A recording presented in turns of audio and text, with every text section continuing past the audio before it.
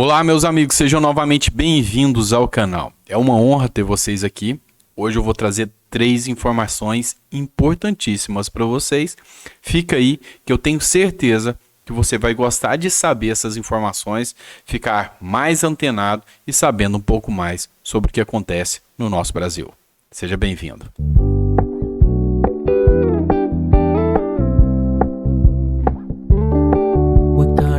Low-key, keep it softly spoken, with no strings tying you to me. Seja muito bem-vindo ao nosso canal. Meu nome é Sandro Gonçalves. Vou te pedir para se inscrever no canal. Isso ajuda muito se você puder fazer isso, para a gente continuar brigando por você e trazendo informações.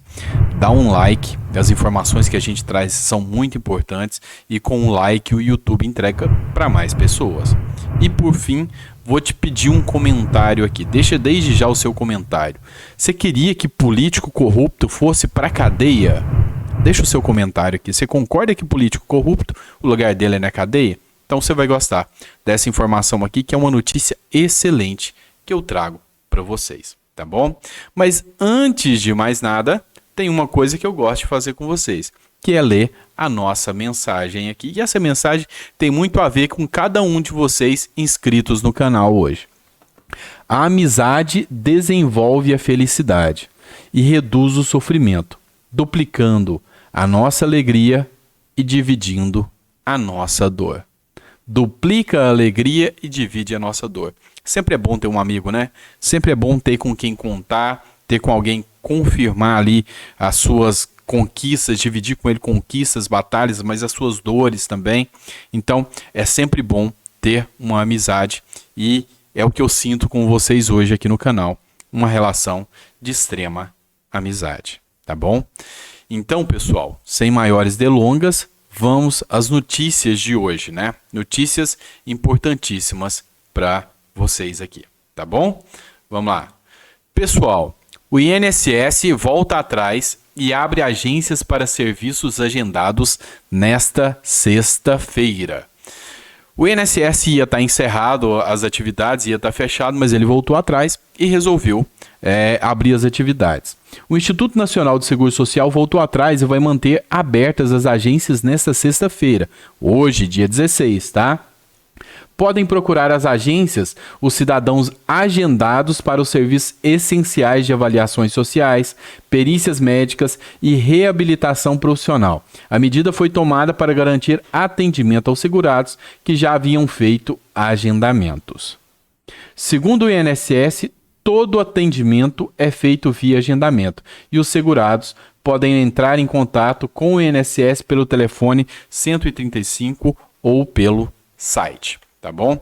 Pessoal, por que eu acho importante trazer essa informação aqui para vocês? Muitas pessoas estavam agendados ali o atendimento no INSS, contudo, receberam uma notificação falando que o agendamento tinha sido suspenso. Ele voltou atrás e mandou novamente a notificação falando, ó, pode ir lá e cumprir o agendamento. Então, se você tem alguma perícia, algo marcada para hoje no INSS, vai lá e faz, que realmente está agendado e você tem a condição de ir lá e ser atendido, tá bom? Achei essa informação muito importante para trazer para vocês aqui, tá bom? Agora eu vou trazer uma informação boa, tá? Boa mesmo. Quem aí se lembra que eu tenho um projeto, foi entregue para o senador Jorge Cajuru, que se chama PEC da Pauta Popular. A PEC da Pauta Popular dá o direito de que você, povo, se nós escolhermos assinaturas de 150 mil pessoas, a gente tem o direito de escolher o que entra em votação ou não. E esse projeto já está lá protocolado, falta as assinaturas para isso, entrar em votação, ser votado e depois se tornar lei. É a soberania do povo devolvida ao povo. É um projeto de minha autoria entregue ao senador Cajuru. Ou seja, se a gente quer que um projeto entre em pauta, e um deles que eu falava era prisão em segunda instância, a gente colhia assinaturas, ia lá e pedia a votação. E o presidente da Câmara ou do Senado seria obrigado a colocar em votação sob pena de responder por crime de responsabilidade. Então, prisão em segunda instância é um dos nossos focos, tá? E olha só que notícia boa hoje para você que não gosta de corrupção. Vamos ver. Câmara reinstala a comissão da PEC da prisão em segunda instância. Isso é uma notícia excelente para nós, povo brasileiro. A Câmara dos Deputados reinstalou nesta quinta-feira, 15/4, a comissão especial responsável por analisar a proposta de emenda à Constituição PEC 199 de 2019. Conhecida como a PEC da segunda instância, que prevê o cumprimento de pena após condenação em segunda instância. O deputado Aliel Machado, do PSB do Paraná, foi eleito presidente do colegiado. O deputado Fábio Tradi, do PSD do Mato Grosso do Sul, é o relator da proposta. A expectativa da comissão é aprovar a proposta até o fim do ano. Em 2019, o Supremo Tribunal Federal mudou o entendimento anterior da Corte e estabeleceu que a execução da pena só acontece com o chamado trânsito em julgado, a fim de toda a fase de recursos. A PEC muda o entendimento constitucional do momento em que se dará o trânsito em julgado, que passa a ser na segunda instância quando não mais couberem recursos ordinários. Com isso, a pessoa pode ser presa sem que o princípio da presunção de inocência seja ferido. Outros recursos considerados especiais seriam feitos após o cumprimento da decisão. Na prática, é o seguinte, para que você possa entender isso aqui. O camarada foi condenado em primeira instância. Depois, segunda instância. No Brasil hoje, com o novo entendimento do STF, ele pode ir recorrendo e acaba prescrevendo o crime, é o que a gente chama de prescrição intercorrente, e ele nem punido vai ser. Isso é o que mais acontece com os políticos aqui. Agora, com essa PEC da segunda instância, o camarada foi condenado na primeira instância, foi condenado na segunda, ele vai para a cadeia. Ele pode recorrer, mas vai recorrer na cadeia. Então, é uma PEC bem importante para o povo brasileiro e agora a volta da comissão com ela traz boas perspectivas aí para a gente, povo brasileiro. Agora, a notícia que eu quero trazer para você é sobre o Paulo Guedes, o orçamento que interfere no 13º salário. Paulo Guedes está sendo pressionado e muito. Vamos conferir essa notícia aqui, que eu tenho certeza que você vai sentir a pressão que o Paulo Guedes está sentindo aqui. Vamos ver essa notícia agora na tela para você. Orçamento. Ministério de Guedes veta algumas perguntas da imprensa sobre crise. Diante de uma queda de braço entre o ministro da Economia, Paulo Guedes, e o presidente da Câmara, Arthur Lira, por divergências no orçamento da União de 2021, o Ministério da Economia se recusou a responder nesta quinta-feira, 15/4, questionamentos sobre o assunto em coletiva de imprensa a respeito do projeto de lei de diretrizes orçamentárias. Olha só, Paulo Guedes não quis responder sobre uma matéria que é obrigação dela. Eu vou voltar para comentar aqui para vocês. A assessoria do Ministério informou antes da apresentação da PLDO que nenhuma pergunta seria lida sobre a crise do orçamento deste ano. Durante a coletiva, outros questionamentos foram censurados, como esclarecimentos sobre o teto de gastos e metas fiscais. Com isso, o Ministério busca evitar constrangimentos a Paulo Guedes, que nas últimas semanas foi emparedado por Lira, o qual chegou a afirmar que ninguém é insubstituível, em aceno à demissão do ministro, tá bom?